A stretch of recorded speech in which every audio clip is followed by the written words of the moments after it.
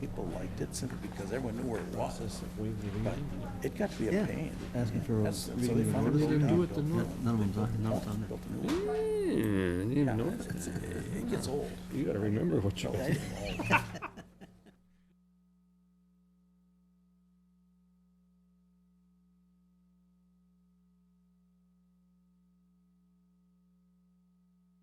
All right, I'll call the White Bear Township Board meeting to order for October 7th at 7 o'clock.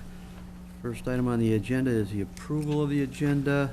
Together we have some modifications. Patrick? Yes, Mr. Chair, if it pleases the board, please add per your meeting supplement 9A, or Scanel Properties, request for permitted use standards permit and a variance from section 5-2.10 of ordinance number 87. I also would add for the board's consideration 9B, calling a special meeting to accept bids for the administrative office's reconstruct project. And then I gather too, we would like to move one of our guests up. Correct. Item 8A, just after the consent agenda. Yes, Mr. Chair, you are correct. One other item, wasn't there another 5G added For the consent. in the consent agenda? Yes, there was. Oh, you are correct. Sorry, I thought those were just your supplements. Yes, we just received this afternoon. 5G will be discussion of buckthorn removal, consideration to allow residents to remove invasive buckthorn shrubs from the east and south shoreline of Oak Ridge Pond along Anderley Lane and Anderley Lane West, and authorized pickup of the removed buckthorn by the township. Okay, and then we have one other item. I believe we're going to table item 8B, municipal services agreement. Yes. That must mean we're done. You wish. All right, do I have a motion to amend the agenda as amended? So moved? Second. All in favor, say aye. Aye. Aye. All opposed? That motion carries. Item number 3 is approval, payment of the bills. Steve, did you sign off on that? I did move to approve payment of the bills. I will second that. All in favor, say aye. Aye. All opposed? All right, that motion carries. Then I'd be looking for a motion for approval of the minutes of the September 16th, 2019. And also, we have a September 26th, 2019 town board meeting minutes. Let's see, one I was at and one I wasn't. I'll move to approve the minutes of the September 16th town board meeting. Do I have a second? I'll second. Is this September 16th? Is that what it is? Yeah. That was the town board meeting. All right, The I'll second 26th. that. And you two have to do the other one, Yeah. I wasn't at it. All right, all in favor, say aye. Aye. All opposed? And I gather September 26th, it was just you and me, Scott. Right, so I will move to approve the minutes from the special town board meeting on September 26th. And I'll second that motion. All in favor, say aye. Aye. Aye. All opposed or abstain? Abstain. All right, moving on, item number 5, it looks like we have 7 consent agenda items. Normally, we would read these, but unless someone has a concern about one of them, wants to pull it off, I would look for a motion to approve. I will move to approve the consent agenda as submitted. Do I have a second? Second. All in favor, say aye. Aye. Aye. All opposed? All right, the motion carries. We're going to jump to item 8A. Tim Wald, we have a White Bear Lake 624 School District presentation.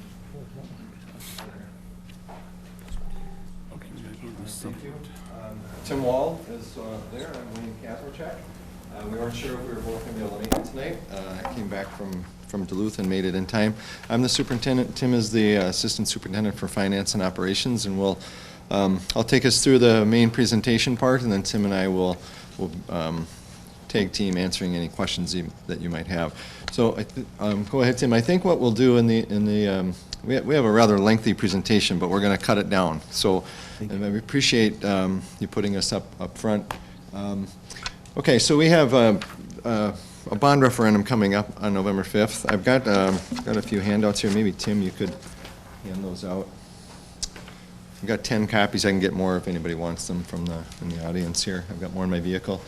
Well, there are several driving factors, and If they need them out there, they can have them. We got And I think we can talk briefly about those, but we have two videos that total about 7 minutes, so I think we will want to take the time to watch those. I think it's a great way, a very succinct way to learn about the plan, both the what of the plan, the highlights of or the main components of it, and then some of the thinking behind it. And so I think maybe that's what we'll do if we have, I'm assuming we have sound. Is that a safe assumption?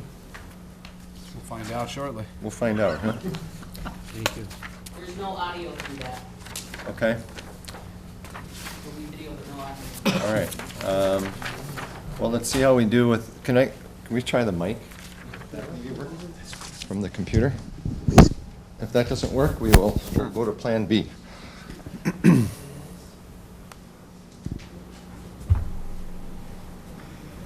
The sound typically is for the television audience. Okay, Yeah, we don't have We don't have Oh, speakers it's not inside. project- That goes broadcast. okay. Okay, gotcha. It's good you got it in your hand for them. All right, so then, so I think what you're telling me is this is not gonna work. We've got a really good thing going in White Bear Lake area Can you hear it? schools. Yeah. So good that families are choosing to build their homes and their futures in our communities. The district has seen 7% growth since 2010 and expects 2,000 more new students will enroll during the next 10 years. Let's face it, that's 25% higher than our current capacity. On November 5th, voters will be asked to approve a bond referendum to fund a comprehensive facilities plan. This plan is the result of a nearly year-long process involving a committee made up of 90 parents, staff, and community members. If the bond referendum is approved, every building in the district would be updated in some way, creating a domino effect of solutions. Here's a bird's-eye view of the plan. District-wide additions and renovations would accommodate projected enrollment growth. Safe, secure, and healthy learning environments for all students. Increased opportunities for students through a single, unified 9 through 12 high school experience. And flexibly designed learning spaces to support student-centered instruction. It's important to note, the average age of our district buildings is 50 years old. Tack on another 5 decades for the oldest building. If approved, there are building-specific changes that will happen in order to meet student enrollment and academic needs. The new elementary school would be built in Hugo. Onika Elementary would become a K-5 school, and Hugo Elementary would become a Northern Early Childhood Center. The facilities plan also includes bringing all high school students together in a renovated North Campus, which means better access to more comprehensive course offerings, including college and career pathways options. Fewer transitions for students during critical adolescent developmental stages, and maintaining consistent, longer-lasting staff and student relationships. The high school expansion allows for Sunrise Park Middle School to relocate to South Campus. The current Sunrise Park Middle School site would house various multi-generational community programs, including the Senior Center and Early Childhood Programming, the Transition Education Center, and the district office. This makes room for Central Middle School to expand and take over the current district center building. This comprehensive plan impacts all of our buildings and students. If the $326 million bond referendum is approved in November, the average homeowner would see a tax impact of about $23 per month. The future is bright.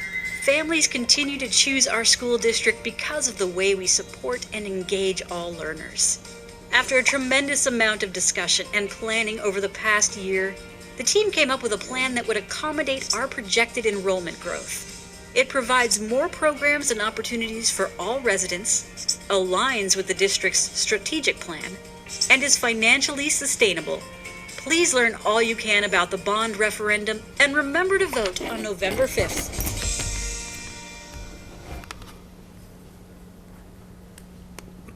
All right, I'm not sure exactly what was going on there. That was weird.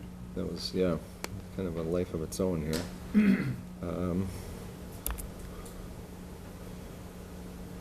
All right, so I think we'll probably forego the second video. Although that was interesting to see where it was going to end up on the screen.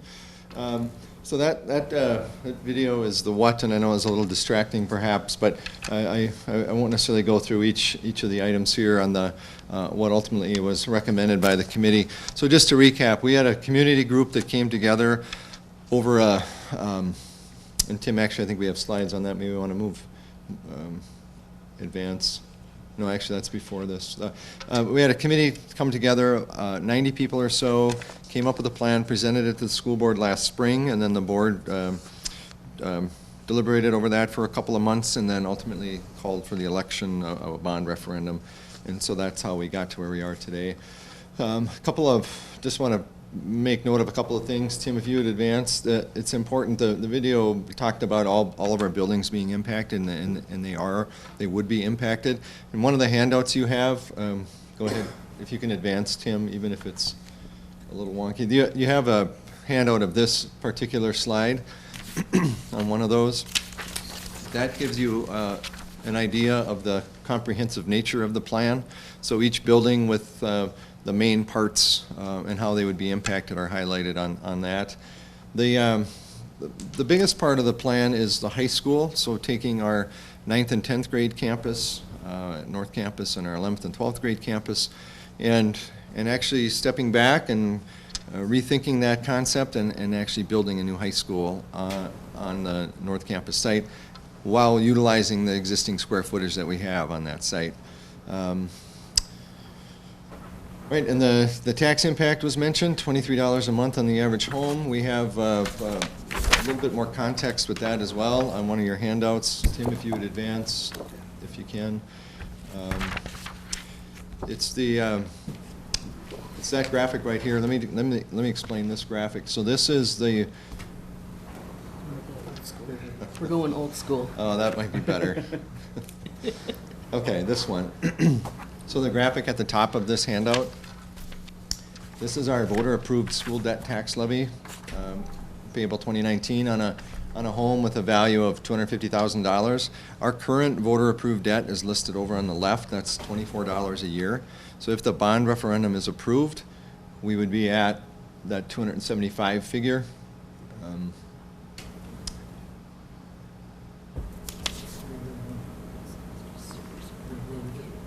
This one, I think. Wait.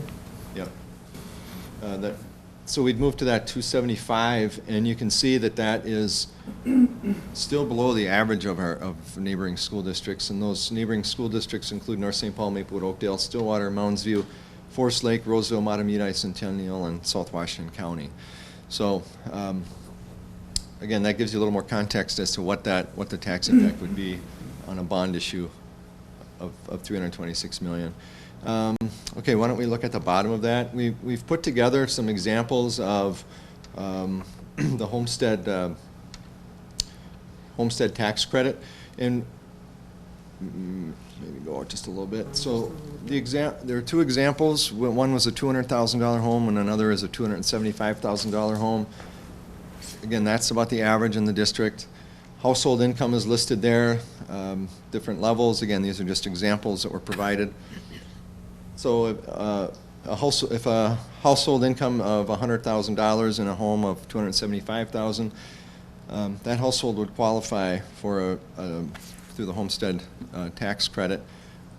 We get a refund of $168 a year, and so the net tax impact would be less than $10 a month with the bond issue for many of our families actually would qualify for this. And this is an annual thing, so they'd be able to apply year after year.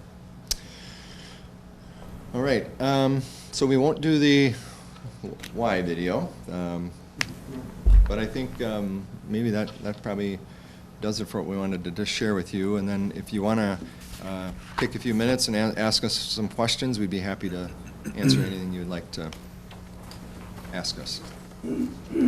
At this point, Tim, if you want to join me here. And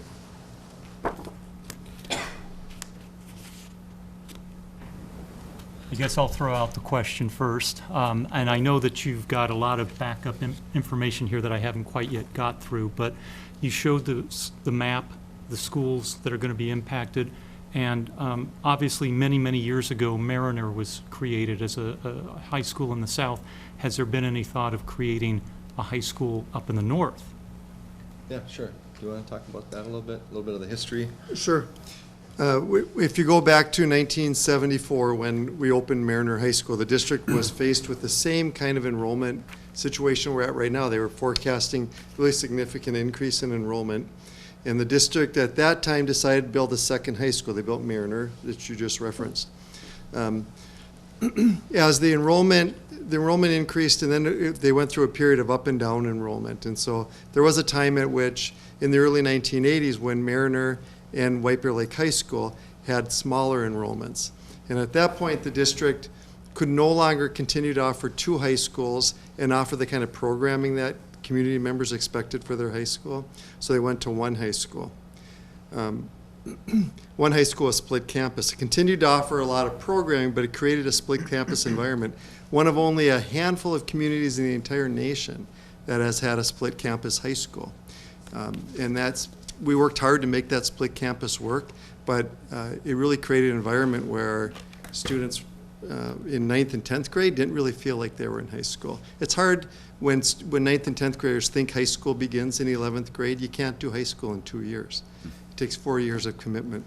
We did look at we considered a second high school in Hugo, as you asked. And as we looked at that, well, there were a few issues. One, there's not an open piece of land in Hugo that would really work for that. Hugo is pretty limited in the space that they have available. But also, the cost of doing so was significantly higher than our current plan. We had a lot of problems in the district to solve with this bond referendum, and building a new high school or a new middle school would have been a price difference that would have been significant. I'd just like to follow up on Scott's question. I hate to tip my age, but I graduated in '72 from White Bear. And at the time, I still remember the talk was, this was a great idea to split the campuses because 15-year-olds shouldn't be hanging around 18-year-olds. And that, I remember that distinctly, that, boy, now we have a 15, 16-year-old high school and a 17 and 18-year-old high school. And everybody thought that was a great idea. And now it looks like you've just morphed back to the original plan again. It seems like we've come full circle here, but. Yeah, well, we did a lot of research in that time period, and what we found when we talked to board members who were around then, parents of kids, and students themselves, that there was a lot of split opinion on that.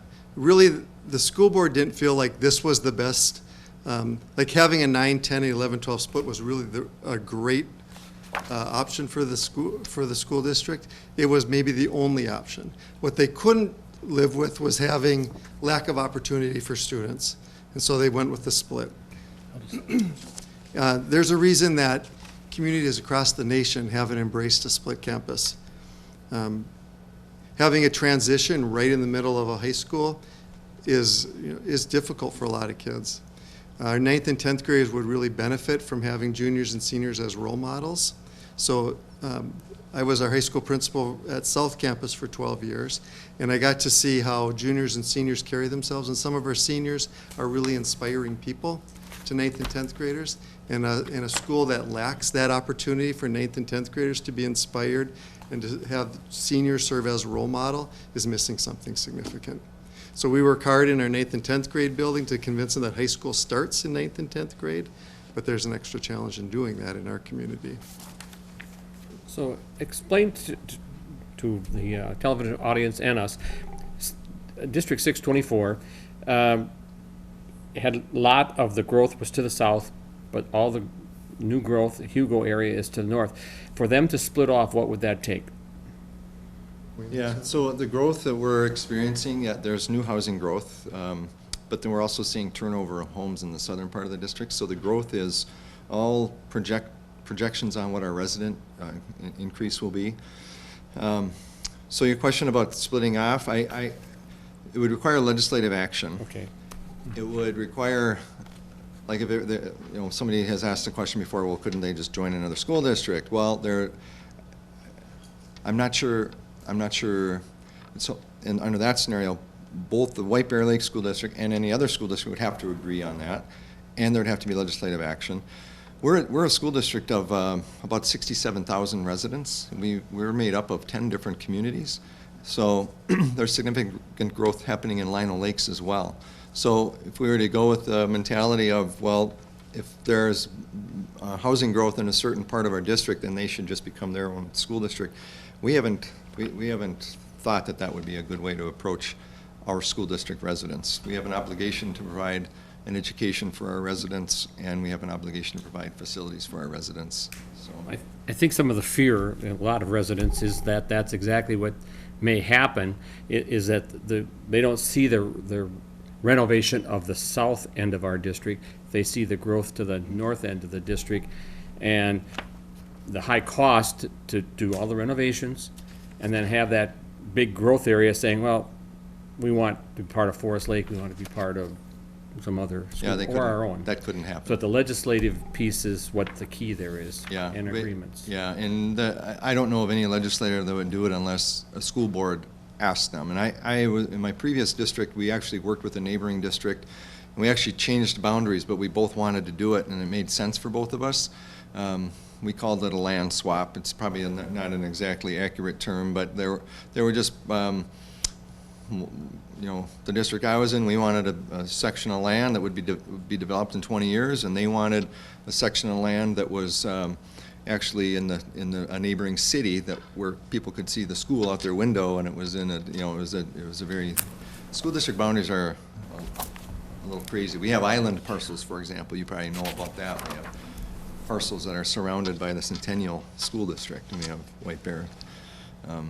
But anyway, there would be no, from the school board standpoint, there would be no interest in going down that road, and we feel like we have an obligation to provide facilities for all of these residents, all of our residents. So.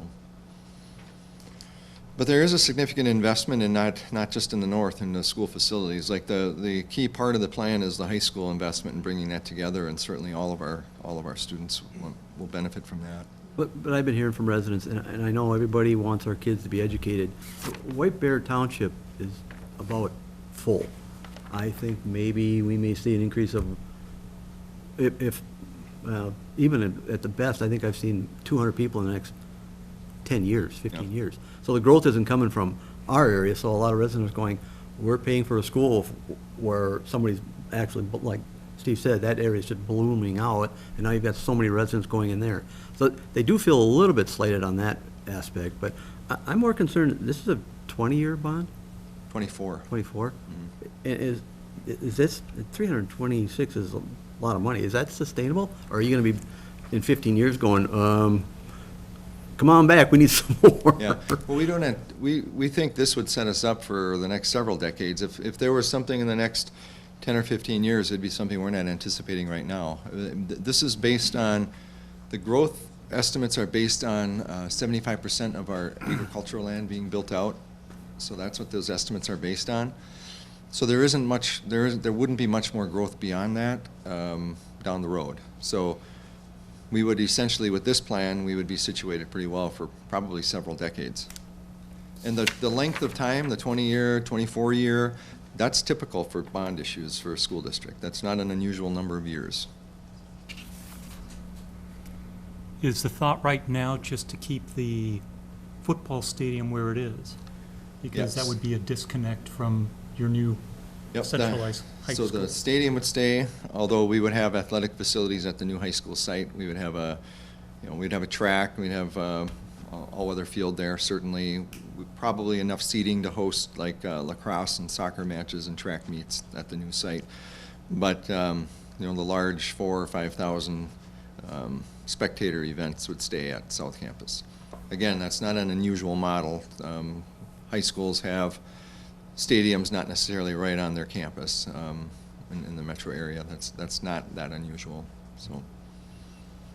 Well, I've been at a number of these presentations, but, I forgot where it's going.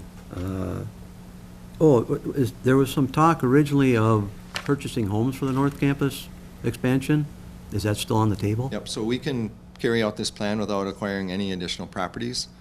And I know initially there was this fear that the district was going to use eminent domain, and that was never our intent. That was never part of our discussion. We certainly are interested in acquiring homes if people are willing to sell them, and if it makes sense for for the site development. But we can carry out this plan without acquiring any properties. How about, Yeah, actually, yeah, a couple weeks ago, our school board adopted a resolution stating that it would not use eminent domain, hopefully putting that notion to rest. how about the existing infrastructure, the roads, specifically the roads getting to the high school? They go through some neighborhoods, they're not that big. Yep. So we're studying that, and we don't have a solution to that yet, but we're confident there will be a solution. There would likely be multiple access points. There would be improvements made. So, one of the things that has changed with schools is absorbing some of the traffic on the street onto the actual property to alleviate some of the traffic congestion is a newer and better way of designing traffic patterns around schools, and that just wasn't done before. So that's something that we would work towards. But again, we've been working with City of White Bear Lake, MnDOT, Ramsey County. We've been having conversations there, and we're confident there's a solution to get in and out of there. So you're actually doing traffic counts? Yep. Because, as you know, we've had a lot of discussion about Bald Eagle one-way, and all that would impact traffic coming onto that north campus, so. Yep, all those things would have to be taken into account. But isn't that something that maybe should be out there and discussed and shown before the vote? Will you have it by then? No, when you have a bond referendum, you don't have the proceeds to begin designing and paying architects and engineers to do all that work until you have the proceeds from a bond referendum.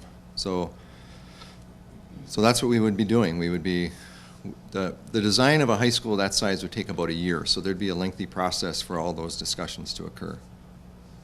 The only problem is somebody who's voting for this and then realizes, especially Township residents who are directly north of the north campus, they see a huge impact in their traffic that they're not aware of, and they're not going to be aware of it till after it passes. So I guess we like to keep our residents informed of what's the possibility of traffic changes in their areas, so. But it like I said, it's hard to justify if you got to build it first, then they'll come attitude, then people don't know what that, what do they call it, unintended consequences end up being. Yeah, I don't think that's our attitude. I think our attitude is that if we're able to move ahead with this, that we would have an inclusive process. It would be very much people would have an opportunity to be involved and learn about it along the way. Okay. Steve, you got anything else? No, I think we've pointed out the traffic concerns are really an issue, because if you think of the history around Bald Eagle Lake, it was vacation property with very narrow roadways, and they're already upset in a lot of ways about bus traffic as it exists today, and it's only going to get heavier, and those are the issues that get the residents riled up. Well, one thing we can add is that the bus garage would be moved off of that site, so that Figured that would happen. yeah, so there'd actually be probably much less bus traffic in the area. And then as we pointed out, the trail considerations are going through on Bald Eagle Avenue. At least that's one of the later routes, and that would have to be taken into consideration too, because that would be an access point to a new campus, I assume. Yep, and we've had conversations with are you talking about the Bruce Vento Trail? Yes. We've had conversations with them too, and about incorporating it into the design, yep. And that new elementary school, is that the property that was purchased up just off of 61 north of Hugo? Yep, Is that north of the post office on the Yeah. west side of Highway 61, yeah. It's a big wetland.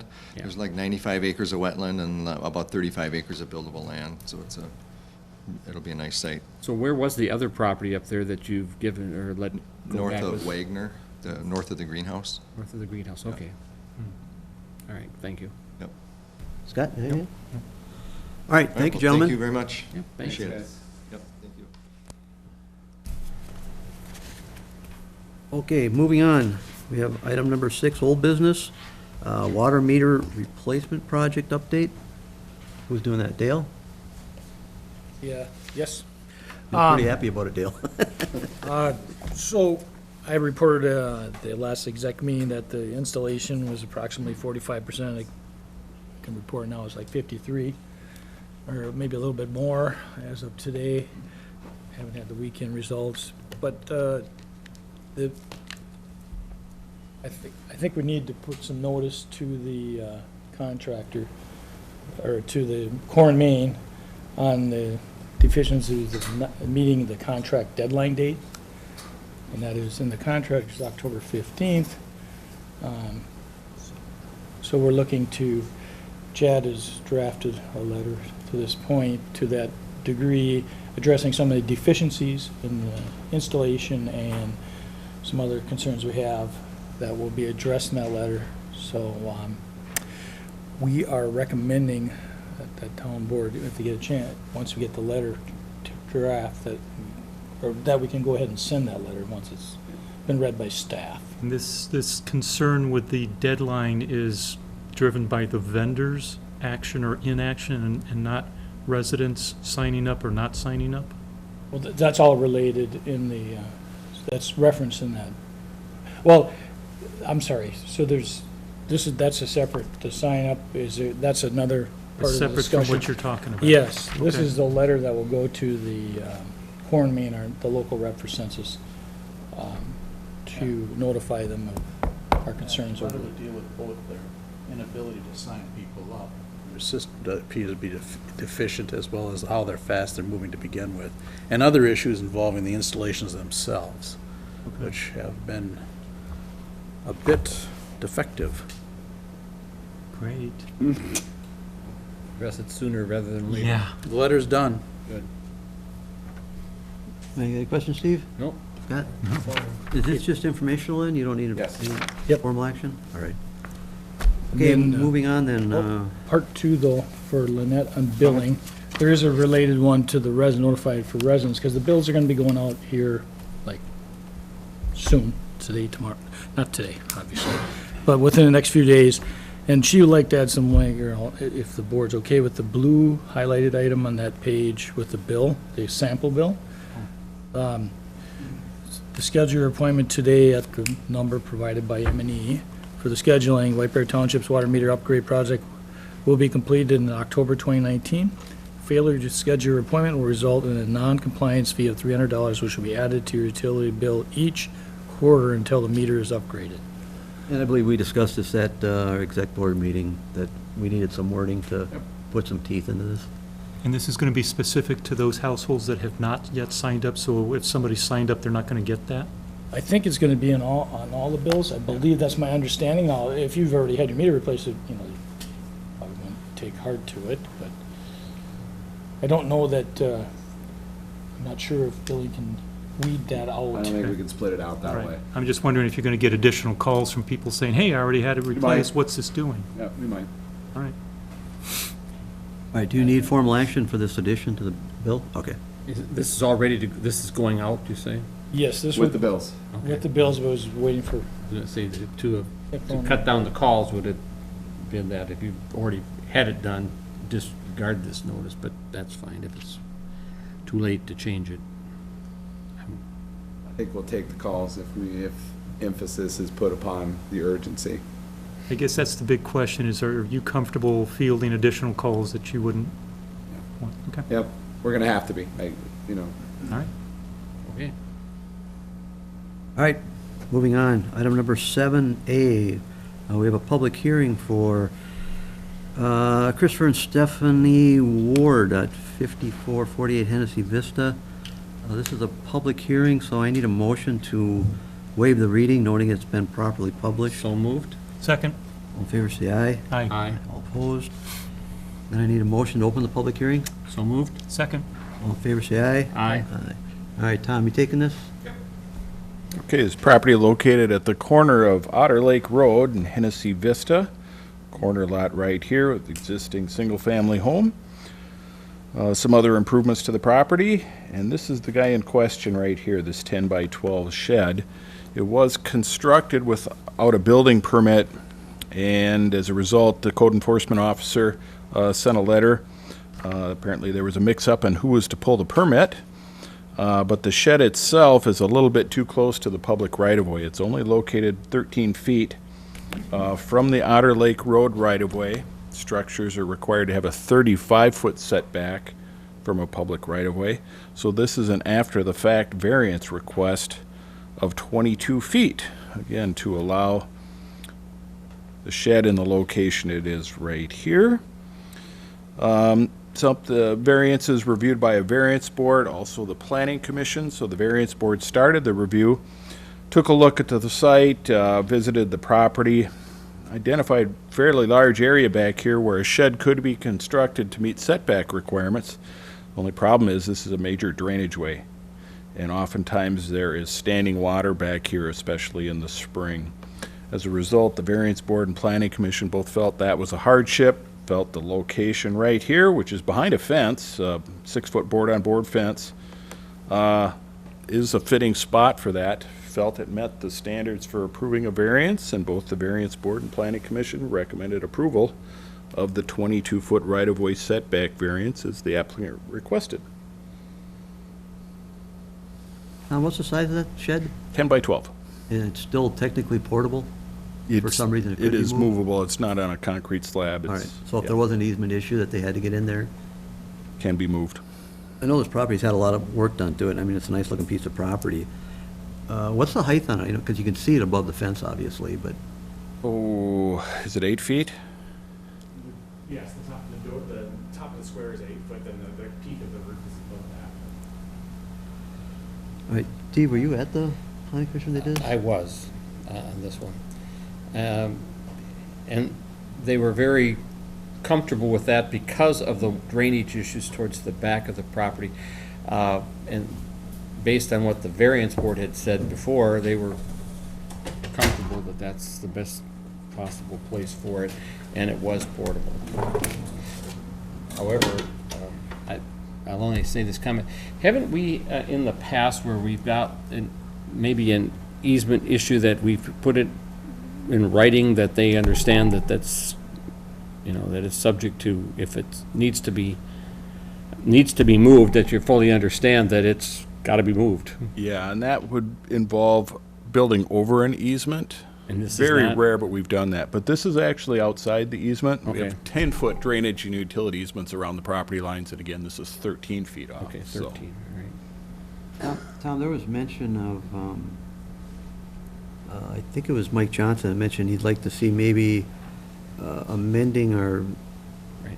zoning ordinance because of the 6-foot-high fences along the right-of-ways. We allowed that, so he wanted us maybe to review how we set up our ordinances for sheds.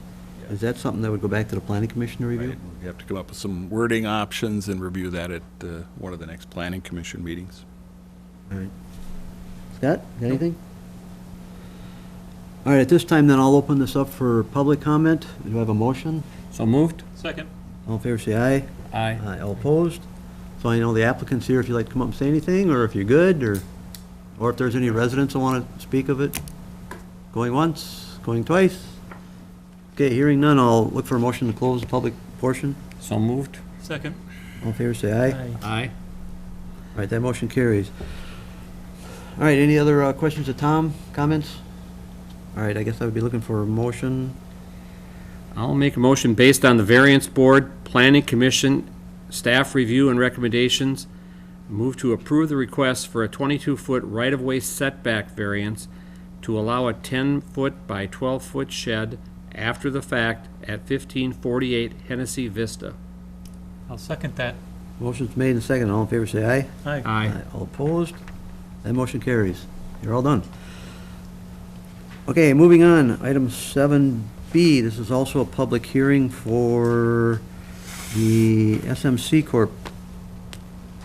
Again, this is a public hearing, so I need a motion to waive the reading.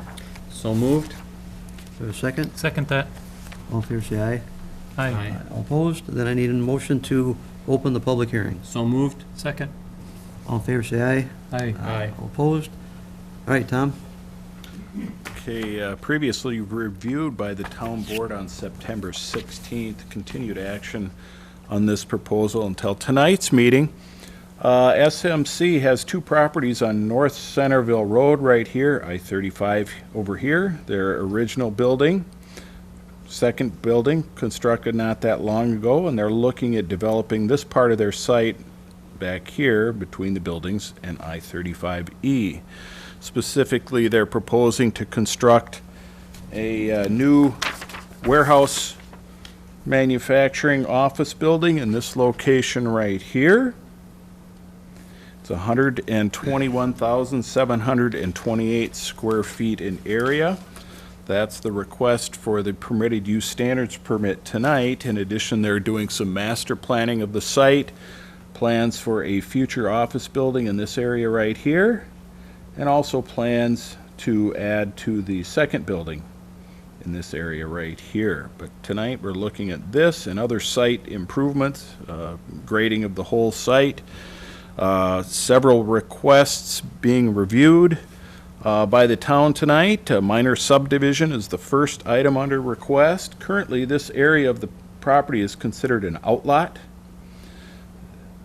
Utilizing this right-of-way, or not right-of-way, but private property, would be the access to the lot. They're proposing to change the description of that lot from Outlot A to Lot 1, Block 1, second edition of SMC.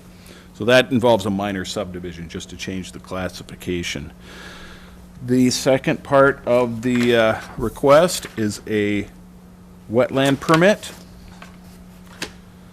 They are planning to fill shaded areas here of wetland in the amount of 63,228 square feet. When you do that in the state of Minnesota, in the metro area, you are required to compensate for filling of wetland by creating wetland basically at a 2-to-1 ratio. So they're looking at adding new wetland on site, the amount of 115,220 square feet. Back in here, this is all highland now that would be converted to wetland. In addition, they're proposing to add some upland buffers in this area and in this area over here. Those would be designated open space areas that would never be developed. They would remain open space.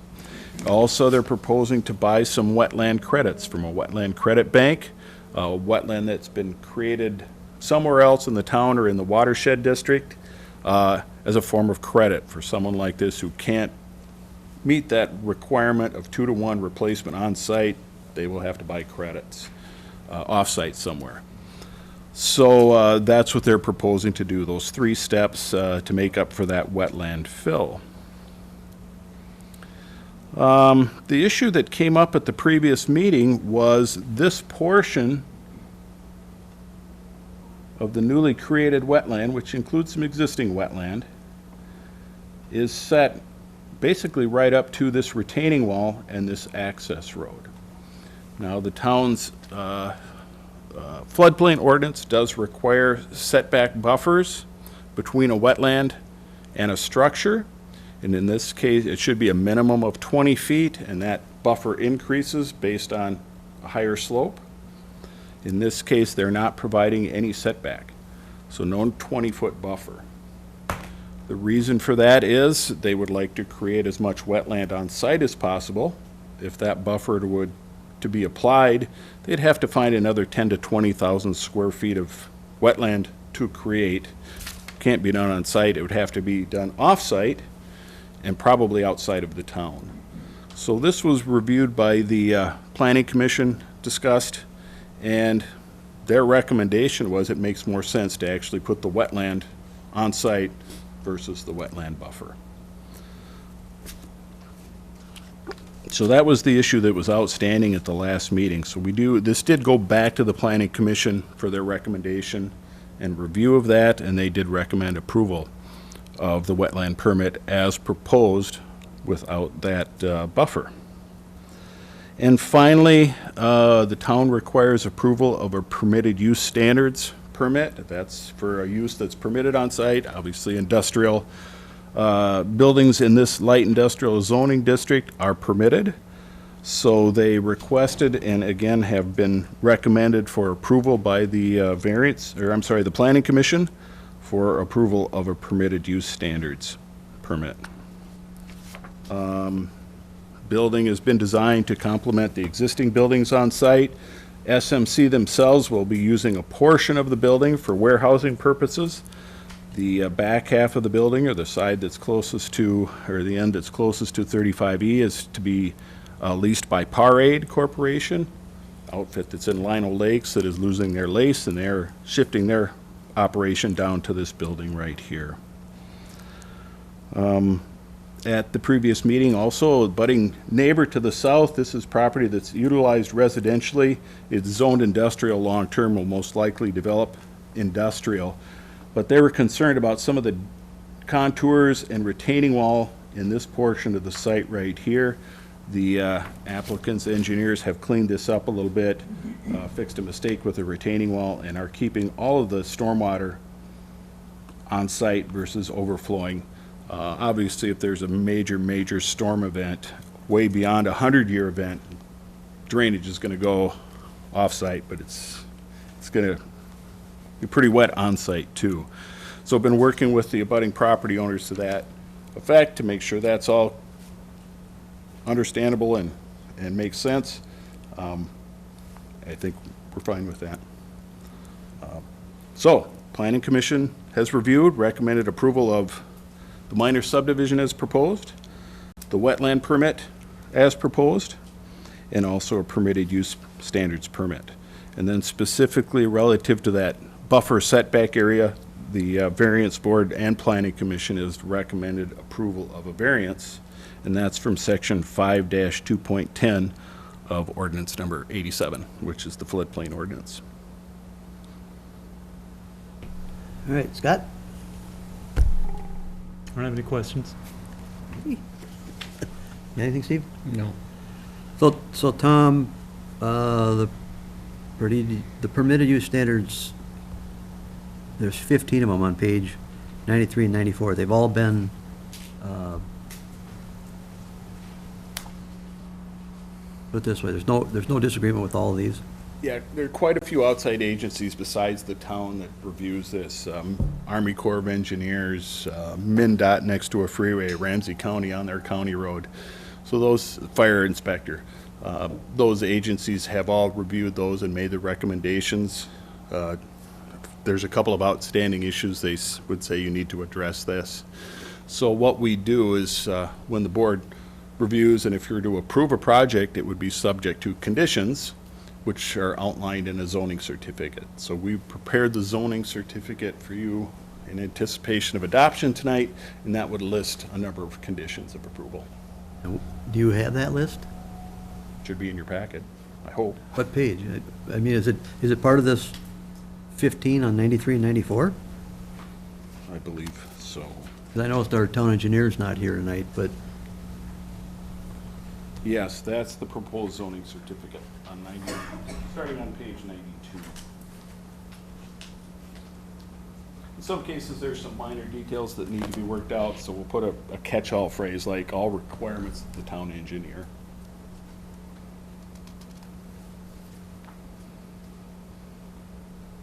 all right, so I want to be clear. So all of these are outstanding conditions yet? Some of them have been addressed. They were outstanding at the time we approved this permit. For instance, under number 25, the town engineered retaining wall plans are required. That's a building code issue for anything over 4 feet. You need engineered plans for a retaining wall. Those haven't been received yet. Those will be created at the time building permit is put together, and that will be satisfied at that time. Is that kind of what you're asking there? Right. Does that make sense? Well, that, and obviously Jim's not here, but he's comfortable with the plans now? With the SMC, yes. Okay. Although I don't think there was necessarily a sign-off from his concerns, was there? We didn't get anything. No, I didn't see any memos for it, so. Nothing recently. Okay. All right, any other questions of Tom? Hearing none, I would look for a motion to open up for public comment. I'll move to open it up for public comment. Second that. All in favor, say aye. Aye. All opposed? All right, neighbors, you want to speak to this? Mr. Siebenar?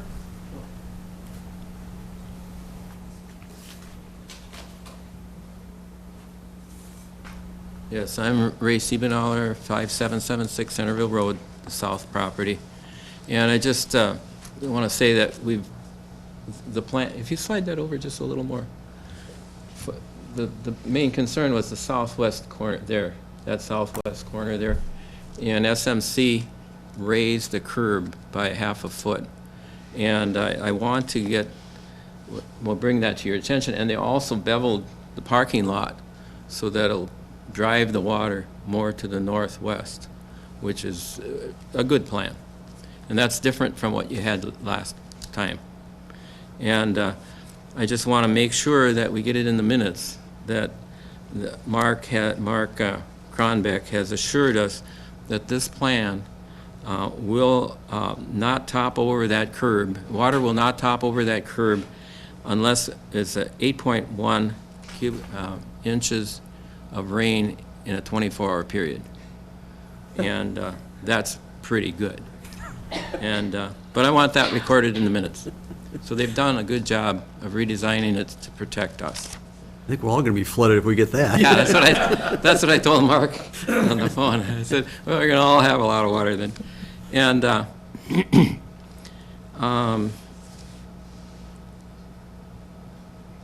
but the curb now will be at 930.9 rather than 930.4. That's a big change that really made the difference.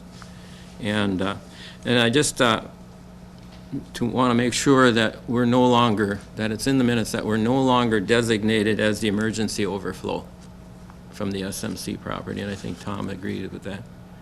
And then it just seems to me the thousands of square feet of hard surface there, I'm just concerned that the 15-inch outlet seems small. That's the outlet that goes out to Centerville Road. All of this hard surface has to go through that 15-inch culvert. And they assure me that that is, but I want that recorded in the minutes, that they've assured me that that's adequate. Well, that's why all these engineers get paid the That's big right. bucks. Yeah. So with that, that solves all of our questions and concerns. And I just want to add, SMC is a good neighbor. He's probably the best neighbor you could probably have. Well, So we're happy to work with him. in a project this size, we always want to make sure the neighbors are completely comfortable with everything, so. Good, thank you. All right, thanks, Ray. Yep. All right, I know we have a rep from SMC. Kent, you want to say anything? Sure. First of all, thanks. Thanks for Tom's work. Please introduce yourself. And Kent Bruner, I'm the Chief Financial Officer for Specialty Manufacturing. I made a comment to Ray, because Ray said sometimes these things take a while. I started this thing October 18th, 2018. You're my last step, and Tom's right. Velamo and the Army Corps are a lot tougher than this, but these are good problems for us to have. We're growing, a lot of companies aren't. We needed the space for the additions on the 2 other buildings and the 3rd building. We made the decision to get through all this wetland stuff now. We might not build any of those for a long time. We needed to keep the addition to the building to the west because of the fact that that's a machine shop, and we just can't add machines to another building that we have plastics and stuff in. But I want to thank everybody for that. This will still be a big project for us, but it's a good project to have, and it's a good problem for us to have. well, this may be a good time to shout out for Help Wanted, too. We're always looking for people, because you'll see the signs for Help Wanted, but that's been pretty good for us, so. Well, I know from day one, you've always had a class operation there. Things looked always tidy, very neat, so.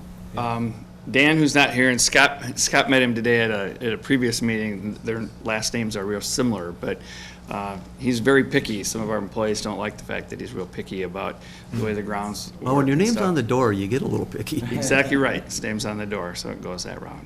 Right, Any questions you guys have for? Before you walk away, Mr. Stiebenauer made some statements that you have agreed to, or was there anything that he said that you did, as far as you know, is not in agreement? Nope. We've been working with Ray. We don't want water pushing down on anything that would be added to what's, normally there. We work with Mark work with Ray to get our contours a little bit. And the engineers assure me that until we get over 8 inches in a 24-hour period, Wow. nothing's coming over the curb. And so, but Ray and Karen walk the site all the time, so I know they're gonna be walking it when we're building it. So if we run into any issues, it should be okay. Anything, Scott? All right, thanks, Kent. Thanks. All right, any other comments, questions? All right, looking for a motion to close the public portion. So moved. Second? All in favor, say aye. Aye. All right, any other questions of Tom or comments? I guess, Tom, you want this in what, 3 different motions? Actually 4. Adding the variance from the floodplain ordinance, sorry, would be the 4th step. So how do you want that to read? Add floodplain? Add a variance from section 5-2.10 of ordinance number 87. 5.2. 10. Got it? No.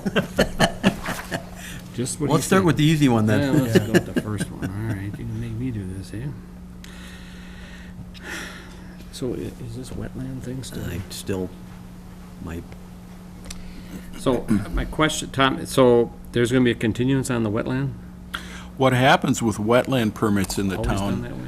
Yeah, wetlands are zoned conservation wetland. It's an overlay district that overlays the industrial zone in this case. So what'll happen is wetlands will be filled, taking them out of a wetland classification, new wetlands created, putting a conservation overlay over those. So what happens is the construction takes place over a period of months and maybe even a year. The wetlands establish themselves and the town accepts those on a second step of the zoning amendment process. So once the wetlands have established themselves based on the approved plan, the zone will change. So the second step of this continuation for 6 months could change again? If It they- could, yeah. If the wetlands have not established themselves yet, they're not considered wetlands yet, we continue that another 3, 4, 6 months, whatever it takes until they become wetland, Then and we can would we rezone. review that again? Yep. Okay. All right, based on the Planning Commission and staff review and recommendation, I move to approve the wetland permit to allow filling and mitigation, and in accordance with ordinance number 35, section 9-9.3, subdivision A2, continue the public hearing, 6 months to Monday, April 16th, 2020 at 7:00 PM at Heritage Hall, noting that the wetlands may not be established, so a continuation may be necessary. I'll second that. Motion made and second. All in favor, say aye. Aye. Aye. Aye. That motion carries. All right. Second, approve the minor subdivision. I move to approve. I'll second that. All in favor, say aye. Aye. All opposed? That motion carries. Okay, and I'll move to approve the permitted use standards permit with the attached requirements as submitted. Second that. Motion's made and seconded. All in favor, say aye. Aye. Aye. All opposed? And that motion carries. And here's where it gets fuzzy. Gave me too many things to add for the 4th one. You're looking for, state it again and I'll, Looking for approval of a variance from section 5-2.1 of ordinance number 87. all right, I'll make that motion. All right, there it is. I'll second that. All right. Motion's made and seconded. All in favor, say aye. Aye. Aye. All opposed? All right, you're on your way. Okay, moving on. Under new business, we've already gone through the school board presentation. Yep. I need a motion to table 8B, the municipal services agreement? So moved. I'll second Oh, that. that's pretty authoritative there. That's right. All in favor, say aye. Aye. All opposed? That motion carries. Sorry. Item 8C, we have a off-season dock and lift storage. Tom, you doing that?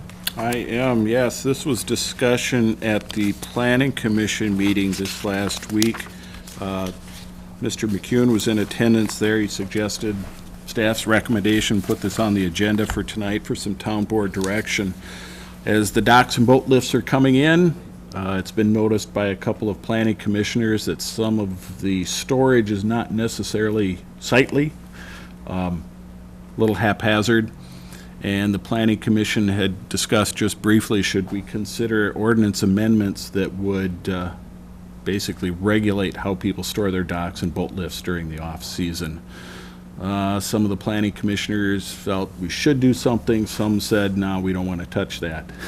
So The recommendation was to, ask the town board what your opinion is as far as potentially modifying ordinances to do some regulation on storage. I had thought we had talked about this last year, that we had put some sort of stipulation on the height they could be stacked, or, I remember dealing with this before.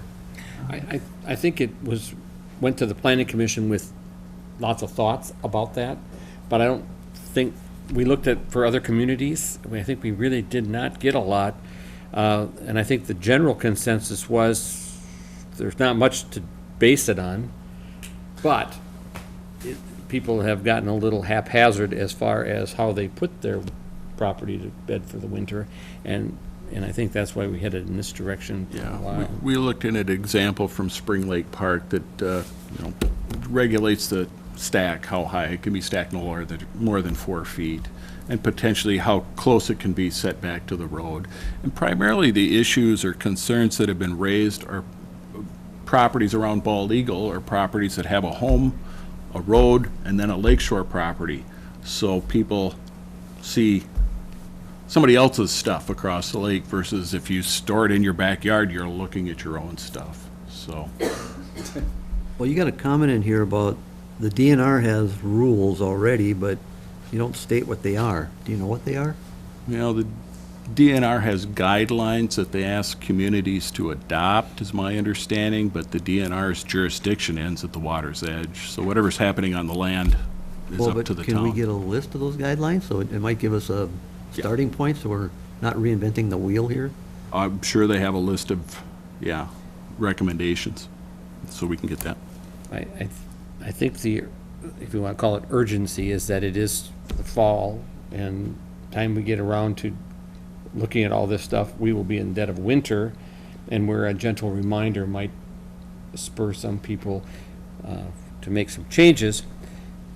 It also could be just those that want to be good stewards and good citizens will feel that they're getting picked on, where the other ones just ignore it, and so, but. Well, Tom, has the Bald Eagle Lake Association been involved in these discussions, or? No, not to date. Well, I think that's kind of an important step, because I think we kind of need their input and support. And that's the next step, that actually the Planning Commission recommended to the town board to authorize staff to send a letter to the Bald Eagle Lake residents, just kind of generically saying, pay attention to how you stack your stuff. I haven't worded it yet, so. You only got about another month, that stuff's gonna start coming off the lakes. Well, that was one of the big topics That's the of problem. conversation, was how the equipment was being stacked, not so much the height, but the location and the impact to people who are looking out across the lake. They see all this storage of stuff instead. And the thought was, perhaps because time is kind of the essence right now, it's going to be stuck in place pretty soon for another 6 months. But if a letter went out to all residents, just as a gentle reminder of, be a good neighbor, be a good steward, put your toys away correctly, and it will help remind those that need the reminder, but also let the neighbors know that the township is trying to make sure everybody keeps others in mind when they're storing their stuff for the winter. Well, Tom, when do you think you have something drafted up? This week. This week. Yeah, I can work on it tomorrow, sure. Is that something we would have to authorize, or?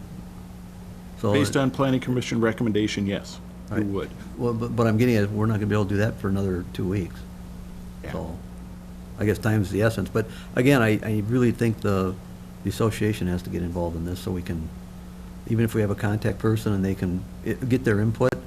And I guess I would like to see what exactly the DNR has for guidelines.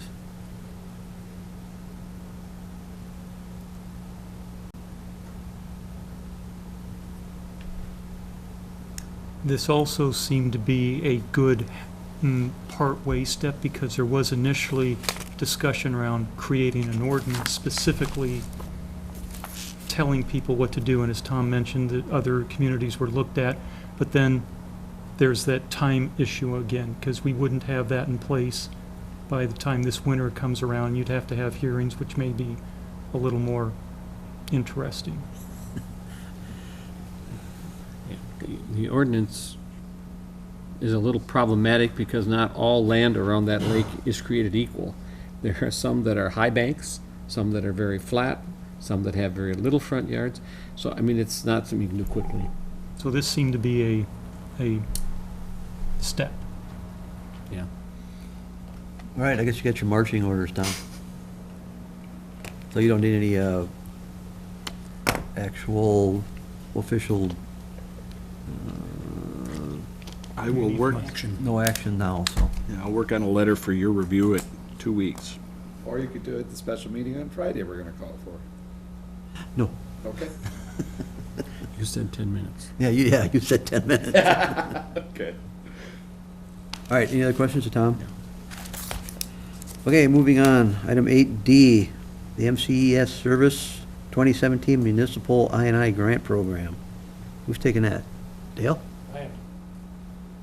I'm not asking for money, I'm gonna try to apply for some money this time. Good. There's a different Good. spin on it this time, but anyways, the MCS grant, the 2017 grant, there's a little misunderstanding on whether we were eligible or not, and that's been cleared up, so I am in the process of gathering information, submitting the documentation, and part of that submittal is gonna be a resolution, town board signs saying, yes, we are interested in applying for this grant, and also a certification that we own the property that we're applying for the grant, that these improvements been done on.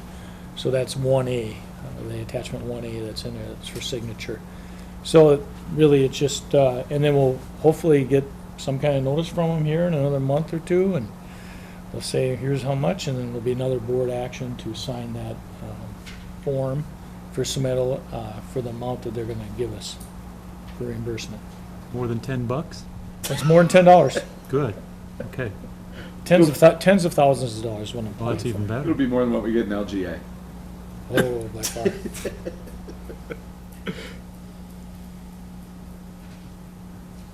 All right. Steve, you got any questions? Well, just for clarification, Dale or anybody else, MCES means what, for those I that apologize. do not know? Metropolitan Council of Environmental Services. I should have started out with that and then done the acronym. Yes. No. I use it every day, so it's a little, I realize that. No, this is something we really need to take advantage of. If there's grant money available, we need to do our best to try and get a hold of it. So I endorse it. This, again, falls under the Metropolitan Council thumb of, we get these unfunded mandates that we have to try to find the money for. So this is a supplement that would help us. Yeah, you got anything else? No. All right, so you want this in two motions, one to adopt the resolution? I'll move based on Public Work Director and Town Engineering review and recommendation, adopt a resolution authorizing participation in the MCES Services 2017 Municipal I&I Grant Program. Have a second? I'll second that. Motion's made and second. All in favor, say aye. Aye. Aye. Aye, all opposed. That motion carries. And the second one is to authorize. I'll move to authorize execution of the State of Minnesota General Obligation Bond Financed Certificate Attachment 1A. Second that. All in favor, say aye. Aye. All opposed. That motion carries. Okay, we're moving on to item 9. We have two here. 9A is this Spinelli property. That was under a supplement, correct? Yes. Yes. Yep.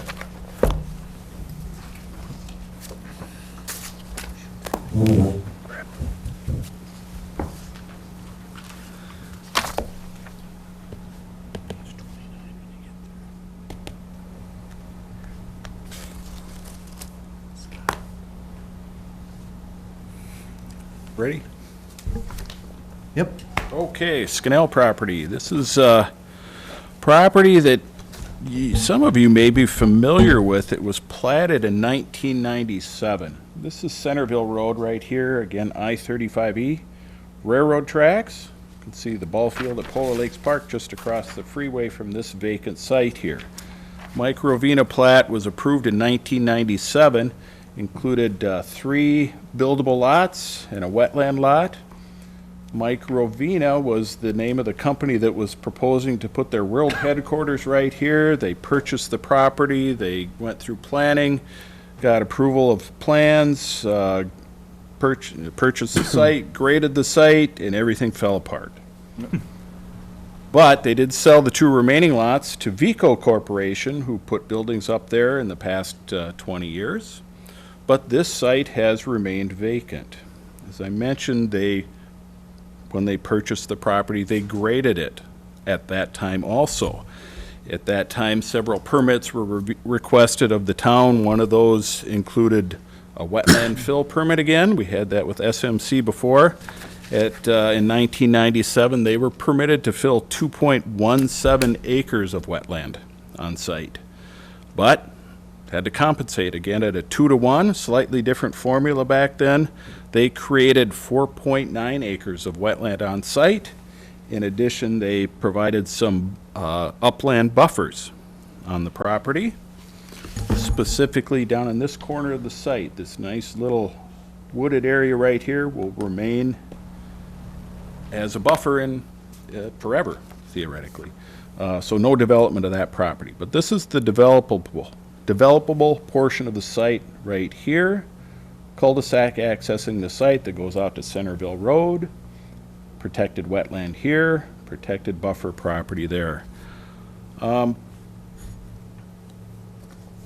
So, Scannell comes along this year and they have purchased the property, are looking at constructing a 110,000 square foot industrial, office, warehouse, manufacturing building. This will be a spec building for future tenants.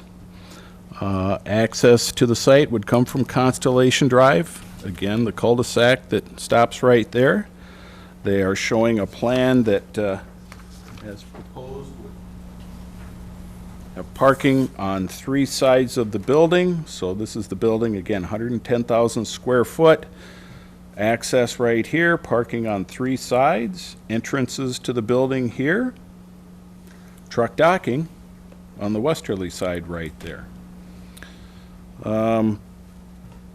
There is a town water main, 16-inch water main, and it runs through this property that was put in place, I think it was back in the 1980s. Portion of that water main goes, as proposed, would go under this retaining wall and part of the truck docking area. Not necessarily what we want to see is structures on top of water mains, on top of easements. Potential for future repairs means all that stuff has to get out of the way, and who's going to pay for that? To avoid that, it was recommended that they relocate the water main, which means just a simple shift. Abandon that part that they don't need, shift it, jog it around this area. So that's what they're proposing to do as part of this proposal.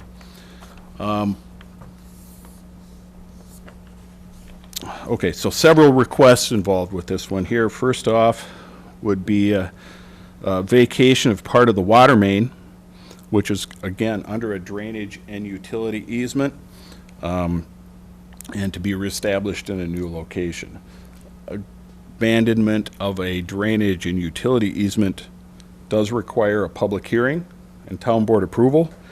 That hearing was called tonight to be scheduled for the first Monday in November to hold that hearing.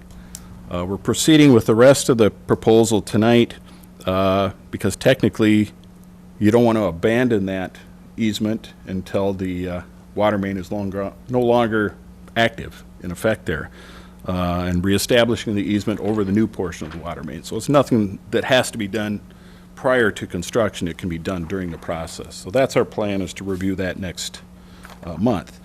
But they are requesting approval of a permitted use standards permit, and that's to allow the site improvements, as you see here. Construction of the building, landscaping, grading, prepping the site for the new building. So that requires approval of a permitted use standards permit. Like the SMC property, ran into the wetland buffer section from ordinance number 87. Get a better plan that shows where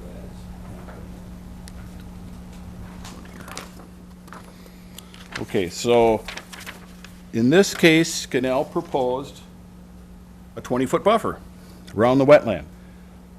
This area right in here shows a 20-foot buffer between the wetland line. In fact, it's a little bit more than 20 feet between the wetland line and the first structure, which is the truck dock, parking area, and retaining wall. So they're exceeding that 20-foot setback requirement. The issue with that one is the pitch. Gets greater than 4 to 1, so therefore they are supposed to provide additional buffering because of that slope.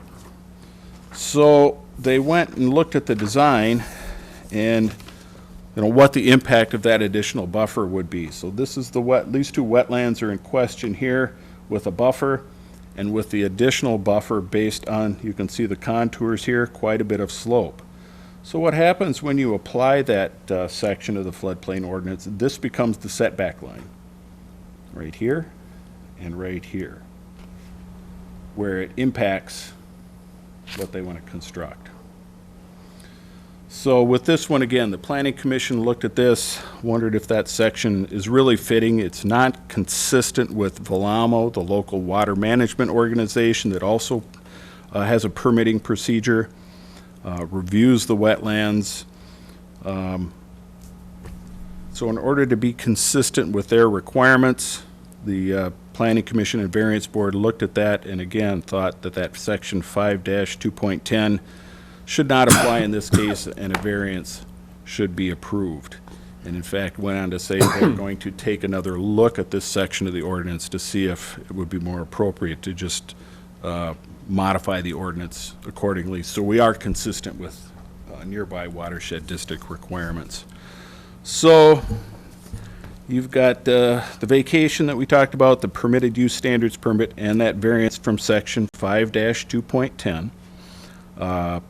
Variance Board, Planning Commission, both reviewed the permits, and at the Planning Commission meeting last week, recommended approval of all three of the requests as presented.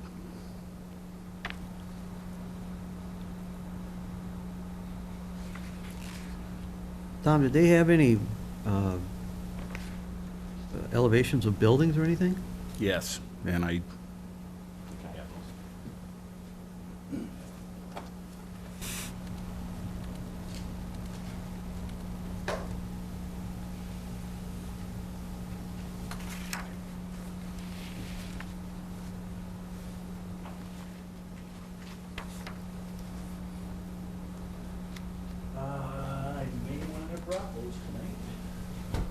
Well, I mean, did the Planning Commission review, You don't have the elevation shot, do you?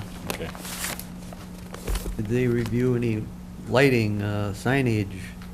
So signage was discussed, and my recollection is that it's not customer retail focused. Any signs would be more drive this way as opposed to saying, hey, come visit us. It's not. So is it down at the start of Constellation on like a monument sign?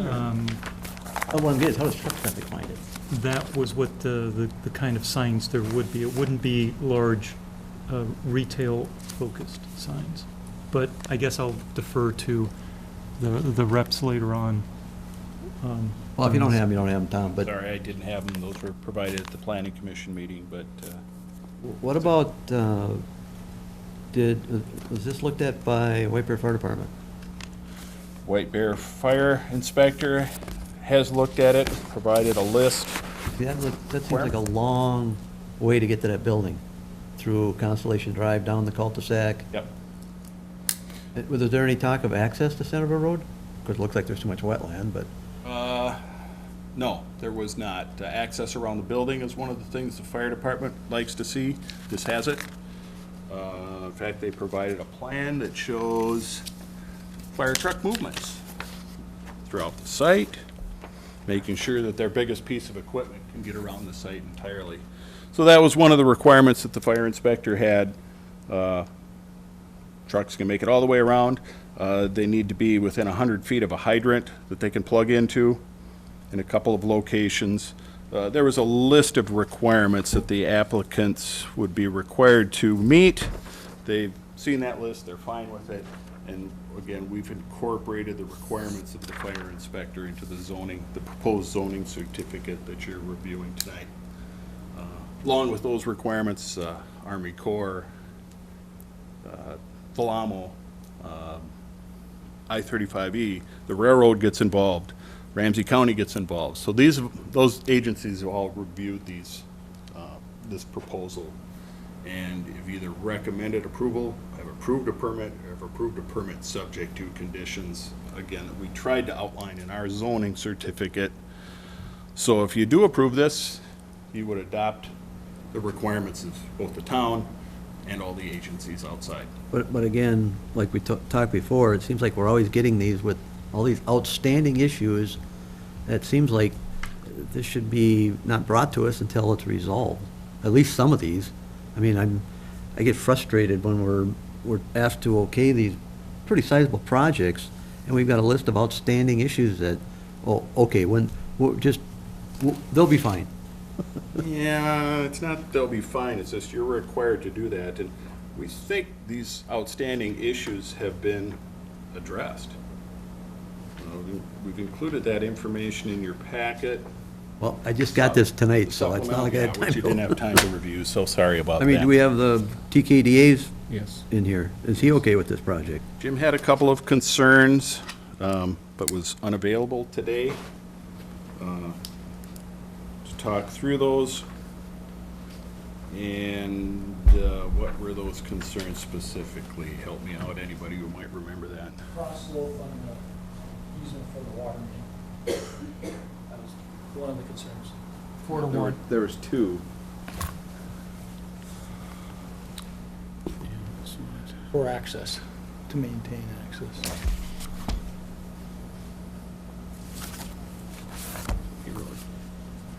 It's on page 42 and 43. I'm sorry, 3 to 1, not 4 to 1.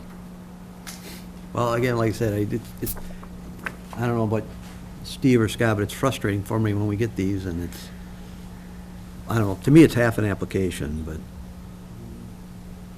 Well, these folks have been as good as anyone, if not better, in acting on any request that we've had and put in front of them. They've turned around these plans very quickly. In fact, I didn't even plan to present this tonight. But the planning commission recommended approval, the minutes were completed, so we kind of had a complete package, and when they asked if they could be on tonight's agenda, there was really no reason to say no. is this a tip-up building, tip-up type? Concrete tip-up building, yep, All the mechanicals on the roof? rooftop mechanical to be screened, You've seen the landscape plan, it all meets, very nice. They had to adjust some things so they would not have plant materials over the water main, which we talked about, so they quickly relocated or shifted the landscaping around. Exceeds town's minimum requirements. Got truck docks facing Centerville Road, so we asked them to beef up the landscaping in that area there. So, yeah, I think they've done a real good job of addressing our issues. is there a user? Not specifically yet. It's a spec building, so they might be able to address that for you if you'd like. That was one of the topics brought up at the planning commission meeting, and I'll let them speak more to their experience. This, I believe, is the first time in the township, but they've got some other properties in the metro area, so they've got some kind of history in creating these buildings and then leasing them out. Well, do you have any other questions of Tom, Steve? No. All right, would the applicants like to come up, introduce yourself, and we usually have this big spotlight that drops down, and where were you on the night of? It's really hot. It's all good. Used to it. So I'm Zachary Zweifler, representing the development team at Scanell. First and foremost, can't share how much I appreciate Tom and Dale's commitment to working on this project with us. It's always, we do a lot of projects like this across the country, and it's pretty rare, and it's always refreshing when we have staff that's really committed to solution-oriented approach to things. So to Tom's comment, we've sat down with township staff a number of times, gone through workshops, tried to collect as much comments as possible and address them. So to Tom's comment, we sat down, the fire department brought up concerns about fire extinguishers. We placed the island in the middle of the the dock area so that we can ensure there's a dedicated spot for additional fire extinguishers. We've beefed up the landscape plan to try and ensure there's, as best as we can do, screen the visibility from Centerville Road to try and avoid any sort of view shed of the truck dock and anything that'd be less than desirable. So we've done everything we can. I think, barring any last minute comments that have come from town engineer or others on the staff, I don't think there's a comment we've left unaddressed. We've done everything we can to address any concern that exists, and that's our intention going forward. At a high level, to hear the commentary that came out of SMC of how good of a neighbor they are, that's exactly what our goal is when we enter a community. So we want to have a year from now very similar comments coming about us of, at Skinnell, they've got a class act, they put together a really good product, and they're great neighborhoods for us. That's what we want to hear about us. That's our mantra and mentality whenever we approach projects. Unfortunately, and I apologize, I was kicking myself as you all were talking about SMC that I didn't print out. I brought 5 copies of just about every report we put together, except our elevation, of course. So I apologize about that, because we're very proud. We're going for an above average aesthetic view and approach to this. It's interesting. I just had a conversation with our architects, Pope architect firm out of St. Paul this morning, that they didn't go far enough in making this a pretty enough building, that we want to keep pushing them further to add more aesthetic value and windows and all sorts of things. To address some other comments that came up, this is for us a very common approach to how we do developments, a spec deal. So we've got some of our more notable projects just here in the Twin Cities. We've got 168, thank you. I'm so glad you got that, because we're proud of it. I thought I had them all full size, but I did have a reduced. We've got 78 acres in Lakeville that we're developing right now. Similar deal, speculative. We just purchased the land, started putting buildings up. Didn't have anyone that we had slated as a user when we started building construction. That's been very successful. We've located QA1, which is a big automotive transmission and suspension company, their new world headquarters. Schneiderman's Furniture built one of their newest, biggest distribution centers in the Twin Cities down there.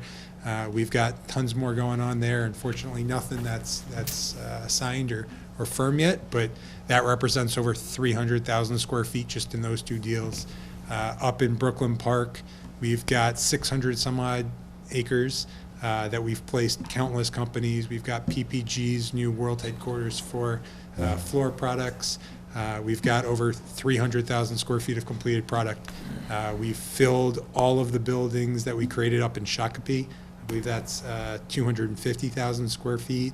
If you go down Newport, what's that county, or is it Highway 62, as you go down to Hastings, we've built those new buildings there on the east side of the road, the left as you're heading down to Hastings. If you're familiar with that at all, filled those all out. Similar approach where we just built the buildings. We didn't have a user pegged out. But for these, very confident. We think with all of the large business that exists today in White Bear Township and White Bear Lake and the neighbors, like Train, we'll see a lot of users that want to come in to support those operations. So we're very confident that as soon as we have a building to show off, this is going to fill up very nice and very quickly with companies that are dying to support their existing business here, and they just want to be closer and bring their jobs closer to the work they're doing. Well, I mean, I appreciate the way that, obviously, the loading docks are on the opposite side of the railroad tracks, which is, the other side of that is residential. And whenever these things come up, we have noise and lighting, no matter what. You can do a great job. There's always noise and lighting. That's why I was kind of asking about users, or what are they doing inside the building? If you're familiar with White Bear Township, we've been under fire for a few things, and we want to make sure who's coming in and what they're doing inside their buildings. Absolutely. Fortunately, I mean, like I said, we're building this speculatively, so we don't have any users necessarily designated. Sure. Like I said, our target audience here is very much supportive of the existing businesses, so I would expect, typically in a deal like this in the cities of this size, we would typically expect to see 30 to 40,000 foot users. I think here we're going to see a little bit smaller. And because of that, we're going to see a lot more office, which is probably beneficial to the comments you're talking about. So typically we'd expect to see 5% office use. I think here we're going to see in excess of 10% of the space is going to go to office. I think we're going to see a lot more of kind of finished end stage assembly with maybe a little bit of distribution, but I think it's going to be much lighter traffic than you might see in a similar facility elsewhere in the cities. Steve, you got any questions? Scott? All right, thanks, Zach. Thank you. All right, no other questions of Tom? Let's see, you want this in two motions, Tom? Yes, please. Approval of the permitted use standards and approval of the variance? Correct. Who wants to take this? I'll take it since I was at the meeting. Based on the variance Chair, board can I- planning, Excuse me. If there are still some issues that, on the permitted use standards permit that haven't been dealt with yet, do you want to set a time frame in which those have to be dealt with? As part of your resolution? What would be reasonable, Tom? I would say before the public hearing next month. So they've got So 1 month? November, any issues, we'll review all the issues that we've listed and make sure that those are complete, and have a presentation at that night on the first Monday in November. If that works. it's November 4th. That work for you? So that's the permitted use standards? All right, so based on variance board, planning commission, and staff review and recommendation, approve the permitted use standards permit and requirements subject to completion of Outstanding. outstanding thank you. requirements by the time of the public hearing on Monday, November 4th. A second on the motion? Second. All in favor, say aye. The idea. Aye. All opposed? That motion carries. And based on variance board, planning commission, and staff review and recommendation, move to approve the variance from section 5-2.10 of ordinance number 87 to allow a reduced buffer as the applicant's plan is compliant with VLAMO and a buffer is being provided. Second for the motion? Second. Motion's made and seconded. All in favor, say aye. Aye. Aye. All right, gentlemen, thank you. All right, last item on the agenda, 9B. We need to talk about a special town board meeting at 9 a.m., October 11th. Yep, Mr. Chair, that, the 9 a.m. is just for you to consider. I'm open to hearing other times if it works for the board. We would like to review and consider bids on the reconstruction project of our administrative offices that day. Our requirement is a 3-day posting, so I would like to see if you guys are even amenable to this. If it's too short a notice for you, I understand. How many bids are there? Don't know yet. It's open tomorrow. Okay, well, So far, we have 3. all right, will the applicants be there, or the bid submitters? Well, usually 3/4 of them show. Okay. Yep. But we've actually had a lot of interest in this project. When we had our initial meeting on it, I think we had 12 or 13 different companies represented, and we've had probably 4 or 5 since come in and evaluate the administrative offices too. All right, well, I can make it. Steve, you can be there? I can be there. Scott? I gotta double check a couple things. Well, either way, if we got 2, we're gonna We got call for 2, the we're meeting. fine. All right, so I need a motion to approve that special meeting. I'll move to approve the special town board meeting for Friday, October 11th at 9 a.m. at the Township Administrative Office. Do I have a second? I'll second that. Motion's made and second. All in favor, say aye. Aye. Aye. Opposed? Thanks, gentlemen. All right, take care of added agenda items. We have open time. We have some students here, maybe? Want to stand up and introduce yourself and, no? Of course they don't. Your chance, decline. Smart. Don't mind that you're on TV either. All right, seeing none, item 11, I need a motion to receive agenda materials and supplements. So moved. Second. All in favor, say aye. Aye. All opposed? Motion carries. Motion to adjourn. I make that motion. Second? Second. All in favor, say aye. Aye. Aye. We're adjourned at 8:35.